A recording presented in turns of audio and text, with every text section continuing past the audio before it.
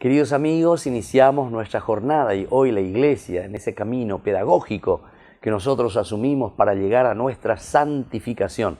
Porque opera coñan de Yanduvina Peñan de Yarañea, lleva y gatos anguaisha, hoy coñan de Jehui, gente pona, ya es decir, nutridos con la gracia, con la fuerza, con el Espíritu del Señor. Hoy celebramos a los santos Felipe y Santiago, que fueron apóstoles del Señor. Tomamos de la primera carta del apóstol San Pablo a los cristianos de Corinto. Hermanos, les recuerdo la buena noticia que yo les he predicado, que ustedes han recibido y a la cual permanecen fieles. Vea el primer elemento entonces, y primero nos recuerda la buena noticia. Peñas enduro, peñan de yara ñea, ye peñan de ye cuajina, peñan de yara o muy peñan de pope, pei por a mí allá cacua mi jangua, espiritualmente. Pero no solamente en el sentido espiritual, sino que en la medida en que crecemos como personas, ciertamente que vamos a crecer en todos los otros, en todas las otras situaciones, ¿verdad?, de nuestra vida, en todas las otras características, lo que somos nosotros, ¿verdad?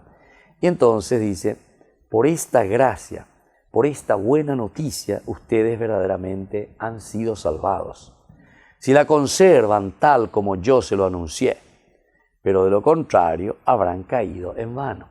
Cuando se ñande en Guanapete, ñande atoína, ñande ambitira imígina, porque ñande serán salvados justamente por esta palabra del Señor si conservan tal como yo se la anuncié, tal como yo se la anuncié.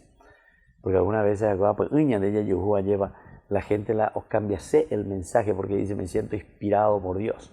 Les quiero decir algo. Entonces, sin una buena preparación verdaderamente en el contenido, en el significado de lo que nos quiere transmitir la palabra de Dios, algunas veces entonces de desviar.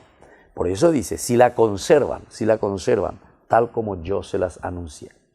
Entonces ya le ponen y cuando ponen entender el mensaje de Pablo, o me sacaban de. Y al contrario, de lo contrario dice, habrán caído en vano.